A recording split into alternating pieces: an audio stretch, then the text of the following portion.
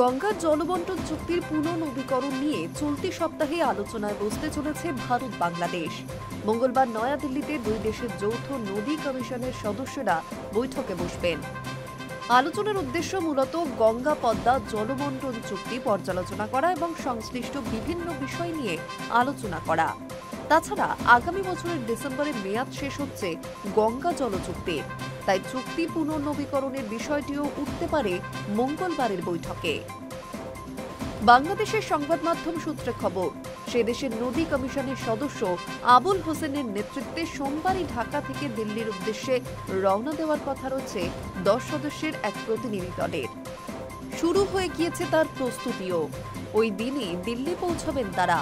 আবুল জানিয়েছেন, এটি যৌথ কমিশনের আর 5টা বৈঠকের মতোই একটি নিয়ম মাফিক বৈঠক। মূলত গঙ্গা জল চুক্তি সঠিকভাবে বাস্তবায়ন হচ্ছে কিনা তা দেখা হয় এই বৈঠকে। সব দিক খতিয়ে দেখতে বাংলাদেশের প্রতিনিধিরা জানুয়ারি থেকে মে মাস পর্যন্ত পশ্চিমবঙ্গের ফারাক্কা ব্যারেজে থাকেন। প্রতিদিন 4 বার করে জল ছাড়ার পরিমাণ খতিয়ে দেখেন তারা। তারপর 10 দিনের গড় হিসেবে দুই দেশ কতটা জল পেল তার নির্ণয় করা হয়। গঙ্গার জলবন্টন ছাড়াও তিস্তা এবং অন্যান্য আন্তঃসীমান্ত নদীগুলির বিষয়েও বৈঠকে কথাবার্তা হতে পারে বলে সূত্রের খবর। প্রসঙ্গত, ভারত এবং বাংলাদেশের মধ্যে দিয়ে বয়ে গিয়েছে 54টি নদী। এইসব নদী চুক্তির বিষয়টি দেখে যৌথ নদী কমিশন। তবে বাংলাদেশের অভিযোগ, শুষ্ক মৌসুমে ফারাক্কা ব্যারেজ থেকে তারা পর্যাপ্ত জল পায় না। গড়াই নদীতেও প্রবাহ কমে যায়। জলের অভাব দেখা দেয় বাংলাদেশের সুন্দরবনেও। যদিও ভারতের দাবি, জলপ্রবাহের স্বাভাবিক ওঠানামার কারণে অনেক সময় জলের পরিমাণ কম বেশি হয়। মঙ্গলবারের বৈঠকে সেই বিষয়গুলি ফের খতিয়ে দেখা হতে পারে। বাংলাদেশের বিভিন্ন সংবাদ মাধ্যম সূত্রে খবর, গঙ্গা জল চুক্তির পুনর্নবীকরণের সময় গড়ে 40,000 কিউসেক জল চাইতে পারে বাংলাদেশ।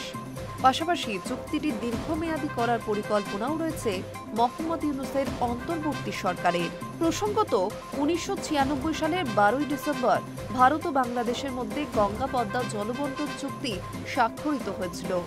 গঙ্গার জল নিয়ে বাংলাদেশের সঙ্গে 30 বছরের চুক্তি করেছিল কেন্দ্রের এইচ.ডি. দেবেগৌড়া যুক্তফ্রন্ট সরকার। তখন ঢাকায় শেখ হাসিনা সরকার ছিল। 96 সেই চুক্তির মেয়াদ 2026 সালে শেষ হচ্ছে। ফলে ধারণা করা হচ্ছে মঙ্গলবারের বৈঠকে নতুন করে উঠে আসতে পারে বেশ কিছু পর্যালোচনা এবং সংশোধন।